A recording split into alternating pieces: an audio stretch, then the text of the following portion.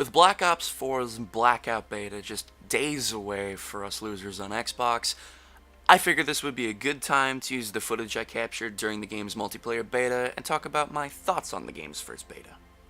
So, if you aren't interested in listening to my annoying voice for more than a minute, I'll give you the TLDR version right now. Call of Duty Black Ops 4 is already one of my favorite COD multiplayers of all time. It's downright amazing. Everything from the gunplay to the weapon designs, the specialist weapons and abilities, and the game's map design are all fantastic. These are just a few of the things that blend together to make one of the most fun COD multiplayers I've ever experienced. Now, could you say that the game is having an identity crisis and trying to copy Rainbow Six Siege, or that it's just another Fortnite copycat because it's going to have a Battle Royale game mode? Yes, you absolutely could, and I wouldn't be able to stop you, but I love this game, and I had more fun playing this game's beta for a week than I did playing World War II for over 8 months. Which isn't really saying much, considering how unbalanced, boring, and starved for content World War II really is.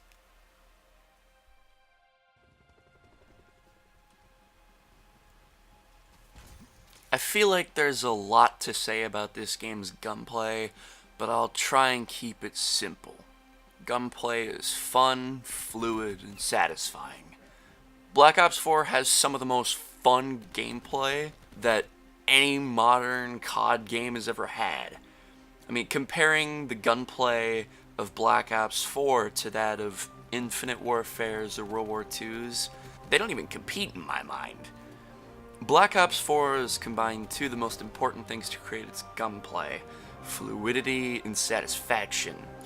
Now, when I think of fluidity in games, the first thing that comes to mind is Battlefield, but only because of the game's animations. They're very fluid in movement, however the game's controls don't feel as though they mirror this idea. The movement in Battlefield looks and feels like it's supposed to be fast, and sprinting around the 487-mile play space is satisfying enough, but when everything else about the movement in Battlefield games is stiff, the game's controls feel as though they contrast the idea their animations are meant to express. Battlefield 5 animations, for example, look like something I should be seeing in Mirror's Edge. But Black Ops 4's animations feel perfect in my mind.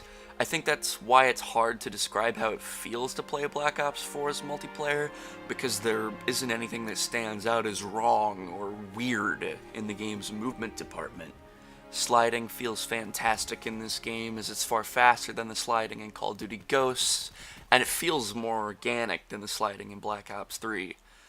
While I do think the jump height is a little high in Black Ops 4, it still feels like it fits. The game feels as though it was crafted around these mechanics because everything feels so damn good. Another thing that really helps this game's gunplay stick in my mind are its satisfying weapons. From the sounds of the bullets to the reload animations, the ever-satisfying noise when you get a headshot on an enemy, even the game's manual healing mechanic, it all feels fantastic and innovative in a way. Popping a stim pack to heal yourself after a battle is one of the most satisfying things in this game. That feeling of badassery you get as you walk away from a victorious gunfight, watching the red dissipate from your screen as you prep yourself to kill the next enemy you run into, is satisfying as all hell.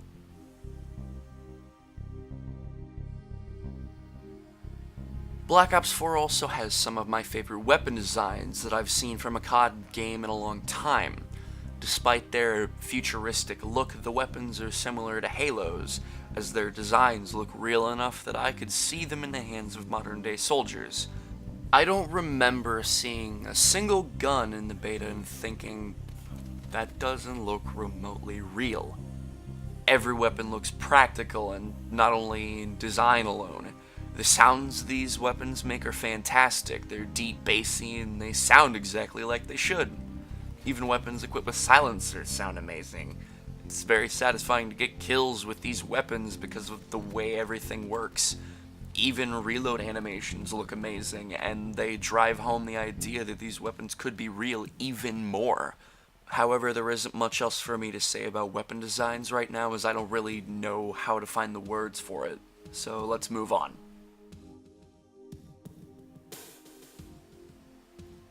During the Black Ops 4 beta, I didn't play around with many of the specialists.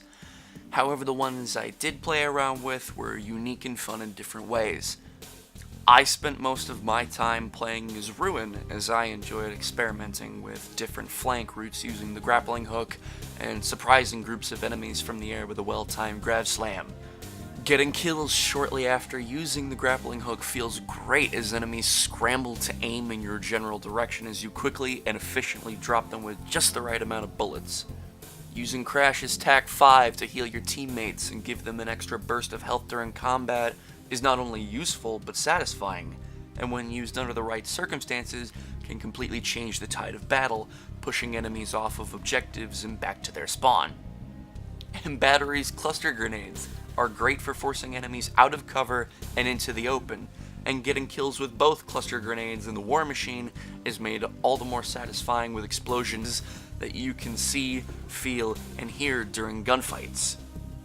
Torque has probably the most versatile and useful specialist abilities during games of control, domination, or hardpoint, being able to drop razor wire in a doorway to deny enemies an easy entry point when attempting to control an objective area, and using his barricade to give teammates an easy attack position, and his short-range microwave field keeps enemies from simply hopping over and killing anyone using the barricade for cover during a tense gunfight.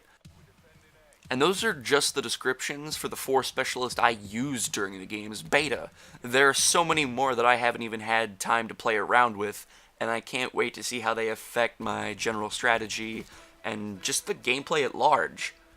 Honestly, playing this game's beta convinced me that Black Ops 4 is going to be one of the best COD games that has ever released, and I think it's because it's actually trying to be something different. It isn't just trying to be the same game that we've had since COD 4 with a different skin to it. It's trying to do something similar to what Advanced Warfare did by trying to innovate, but instead of bringing the game in a really stupid direction like advanced movement, which was only cool for like a week, let's be honest, they're trying to actually keep the core formula of older COD games with, like boots on the ground, and then they're trying to expand upon it by adding things like specialists. And the new game mode Control, I think it's a great example of that, as it completely changes the way you think about playing the game, because it's a brand new mode. It's essentially Hardpoint, but better. That's really all it is. Just accept it and let's move on. Next section! As I'm writing this, I can't help but think of all the amazing work Treyarch has done over the years while working on Call of Duty.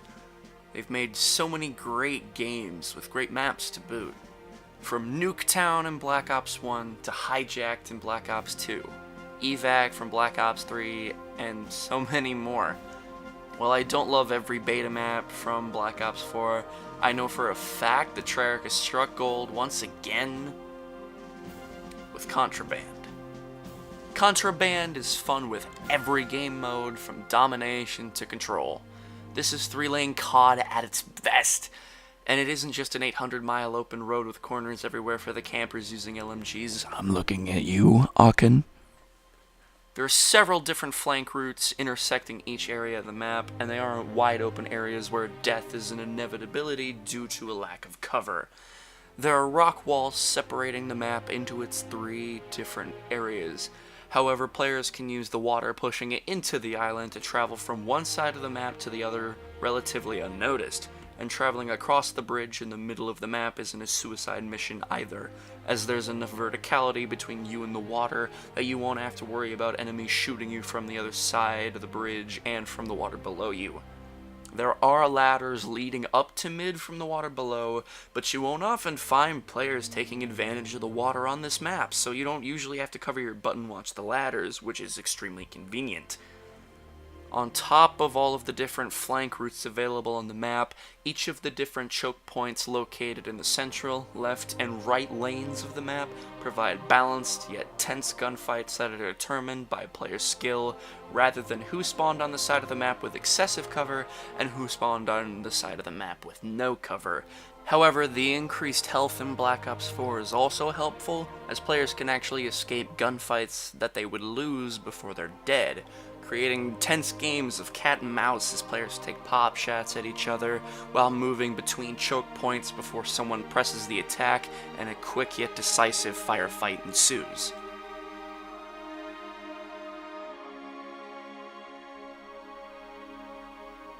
While Seaside isn't my favorite Call of Duty map by far, it's leagues better than the other maps we were given access to in the Black Ops 4 multiplayer beta, and I intend to make another video talking about the different things I dislike from the beta as well, so this is where I'll be wrapping up my review for the beta. Seaside's name is nice and self-explanatory. Taking place in a coastal Spanish city, this map offers an urban experience with a focus on long-range gunfights in the map's center and close-range engagements in the left and right lanes. I only had the opportunity to play this map in the control game mode, as that's where I spent most of my time during the game's beta. However, it was extremely fun. While defending on Seaside, players protecting A will primarily fight enemies attacking from mid as they try to take the damaged church, and players protecting B will primarily deal with enemies attacking from a large set of stairs in front of a small door. I spent almost all of my time defending B, as close-range gunfights feel extremely tense, as the moment enemies push past the door entering B site, all hell breaks loose, and long-range gunfights around A site are tests of resilience, as the defending team fights to keep the enemies pushed back past the statue in the center of the map. Now, I want to say I don't know how well this map plays with other game modes like Team Deathmatch, but I can't wait to give it another shot once the full game comes out, as I imagine the Blackout Beta is going to be more than fun enough to convince me to buy the game, as this has really been the first Battle Royale game I've had any interest in playing.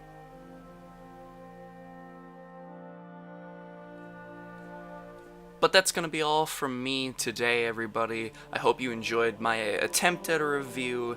There was more stuff I could have gone into more detail with. However, I wanted to release this video before the Blackout Beta began for Xbox, as I don't own a PS4, and now we have to deal with getting cucked because Microsoft botched the Xbox One's reveal back in 2013. But anyway, leave your comments and criticisms in the ye olde comment section down below. And I will see you guys next time.